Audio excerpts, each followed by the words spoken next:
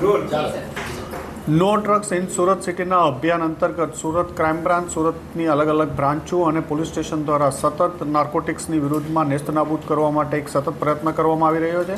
એમાં ક્રાઇમ બ્રાન્ચના police inspector SN Parmar અને એમની ટીમને એક માહિતી મળી હતી કે કોકેન વેચવા માટે બે ઇસમો આવનાર છે, મિતેશ પાંડે અને ચેતન પરમાર. જે બાતમી આધારે મહાવીર હોસ્પિટલ પાસે વોચ ગોઠવવામાં આવેલી હતી પંચો સાથે.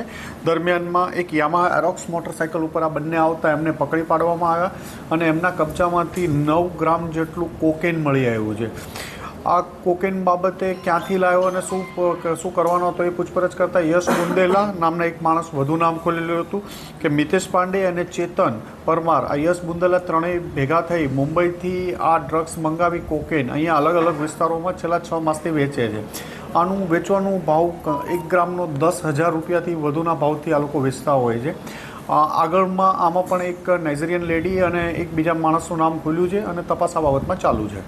નાઇજીરિયન લેડી કોણ છે સર? ક્યારથી આ લોકો સંપર્કમાં? 6 માસથી એની સાથે સંપર્કમાં છે. સર, કોકેન ક્યાંથી લાવ્યા હતા? સુરતમાં ક્યાં ડિલિવરી માટે જવાના? કોકેન છે એ મુંબઈથી આવેલું હતું અને અલગ અલગ લોકો જે એના રેગ્યુલર કસ્ટમર હશે એમને એ છૂટક 6 માસથી આ લોકો ધંધો કરે છે. એમને આઈડેન્ટિફાઈ કરી અને એમને પણ ઓળખવામાં આવશે. આરોપીનો બેકગ્રાઉન્ડ શું?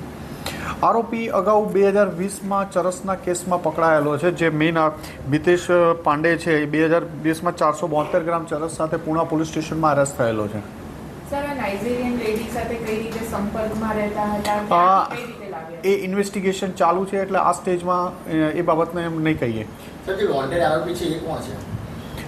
એક નાઇજીરિયન લેડી છે અને બીજા એક માણસનું નામ ખુલ્યું છે. એ બાબતમાં તપાસ ચાલી રહી છે. નાઇજીરિયન લેડીનું નામ શું છે? ક્યાં મુંબઈમાં રહે છે?